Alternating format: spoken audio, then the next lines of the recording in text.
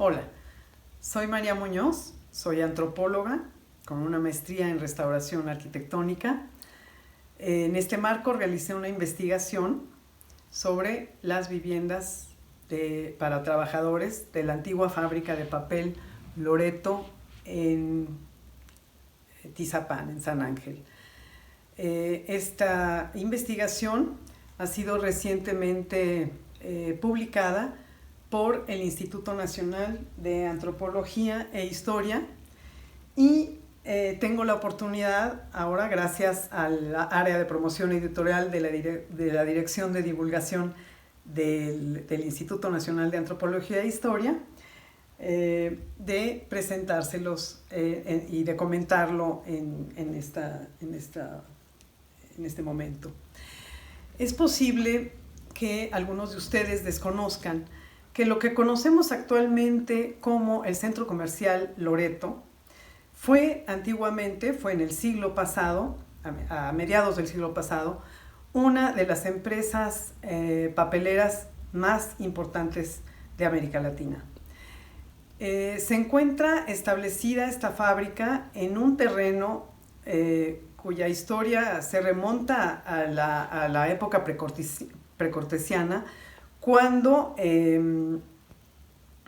existieron dos asentamientos al lado del río Magdalena, que ahora es un río incontenible de automóviles, pero que en ese entonces era un maravilloso y ancho río, caudaloso, que hizo posible, como les digo, estos asentamientos indígenas, Tenanitla, que hoy se conoce como San Ángel, y Tizapán. Esta situación tan benéfica permitió que ya en la época de la colonia, a lo largo del río se establecieran una serie de molinos para elaborar la harina necesaria para el pan, una nueva forma en que los españoles introdujeron, digamos, más bien un nuevo alimento introducido por los españoles en la colonia, que era tan necesaria para ellos. Entonces, a partir de la mitad del siglo XIX, estos molinos van a dar lugar al establecimiento de fábricas textiles, fábricas papeleras, en lo que va a ser un auténtico corredor industrial del siglo XIX, que va a llegar hasta la actual delegación de la Magdalena Contreras. Se van a establecer una cantidad de fábricas como la de Loreto, la de La Hormiga, La Alpina, Puente Sierra, la Magdalena misma, y se va a ver impulsada esta industrialización bajo el porfiriato. En ese marco, un capitalista alemán llega a México, migra y establece lo que fue al principio una fábrica muy sencilla, que se va a desarrollar básicamente un poco antes de la Revolución. Este alemán establece ahí, había una serie de casas que habían sido para obreros en la parte de enfrente de la fábrica, una serie de casas que van a ser reutilizadas por este capitalista alemán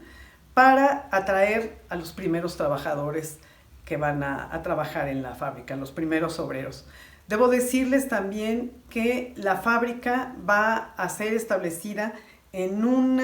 espacio, en un terreno, que va a ser el mismo terreno que tenía el molino en la época de la colonia, 28 hectáreas más o menos. Y a partir de ahí, Albert Lenz Adolf, que es el propietario de la fábrica, va a ir expandiendo la propiedad y va a ir expandiendo también el número de viviendas que va a ir estableciendo. a medida que la fábrica se va fortaleciendo y se va haciendo más exitosa, se va expandiendo, va aumentando diferentes departamentos, diferentes tipos de papel que produce en sus diferentes espacios, y en la parte de enfrente las viviendas van a empezar a realmente a desarrollarse en una verdadera tipología de la vivienda obrera que va a ser construida a lo largo de 80 años. Van a ir desde los cuartos redondos, como les digo, que se habían establecido en una fábrica previa a esta de papel. Van a ser cuartos redondos que no tienen ni baño, una pequeña cocina donde hay un fogón, y los trabajadores van a tener que salir a hacer sus necesidades, a bañarse a cubetazos en la cocinita, hasta llegar el momento de que haya inclusive casas con 3 habitaciones, ya con baños al interior, con cocinas al interior también. Entonces, realmente es la historia de un proceso, de una evolución de la vivienda para trabajadores de lo más interesante. Es importante decirles que en este desarrollo arquitectónico, lo que se desarrolla también al interior es una verdadera comunidad obrera y empresarial. La fábrica atraviesa por los difíciles años de la revolución y lo hace de una manera que va a ser sorprendente, porque realmente en épocas de hambre, en épocas de enorme violencia, la fábrica va a ser una unidad que va a proporcionar al trabajador la seguridad de un trabajo, de el pan para llevarse a la boca y también de protección a su familia. Las casas no van a ser, digamos, un patrimonio del trabajador. Las casas van a ser prestadas por parte de la empresa, y el trabajador va a tener que abandonarlas en el momento, después de 30 años, 40 años de trabajo, en el momento en el que ya el trabajador no puede rendir más a la fábrica, se le van a pedir las casas de regreso y ellos van a tener que ir a buscar vivienda a otros lugares fuera de la fábrica,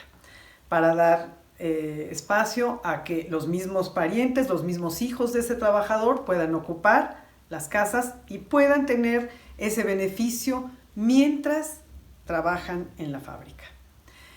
En este contexto, realmente se desarrolla en el interior de esta comunidad, de esta comunidad de casas que se encuentran enfrente de la fábrica, una verdadera comunidad en donde familias enteras conviven de una manera impresionante, cotidiana. Todos se conocen, algunos de ellos, algunos trabajadores se llegan a casar con las hijas de otros trabajadores, se hacen compadres, se hacen amigos, por supuesto también se hacen enemigos, por supuesto hay conflicto también, pero se llega a sobrellevar precisamente porque se vive en comunidad. Hoy quiero invitarlos a que lean el trabajo. Es un trabajo muy interesante, es muy aleccionador, porque es uno de los pocos trabajos que existen sobre las viviendas para trabajadores en el marco de la industria. Desgraciadamente, el cuidado del patrimonio arquitectónico no ha llegado al tema de la industrialización y lo que está pasando es que se están destruyendo fábricas, se están destruyendo viviendas sin que llegue a inclusive a existir un análisis, un estudio, una valoración y valorización de lo que contribuyeron estos establecimientos, estas unidades, al desarrollo de la industria en la Ciudad de México. Es un patrimonio arquitectónico, pero también es un patrimonio inmaterial. Estas casas resguardan la memoria colectiva de una comunidad que ha heredado la historia de sus abuelos, la historia de sus padres, y que ellos mismos han tenido estas experiencias como obreros y como habitantes de una comunidad, de una verdadera comunidad industrial. Los invito a leer, a enterarse y a proteger un patrimonio que está verdaderamente en peligro de extinción. Un patrimonio material, un patrimonio arquitectónico y un patrimonio inmaterial que nos identifica como habitantes de esta gran ciudad. Los saludo y espero que disfruten la lectura del trabajo. Gracias.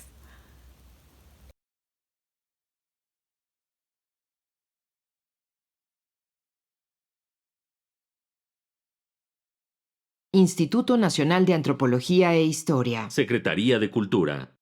Gobierno de México.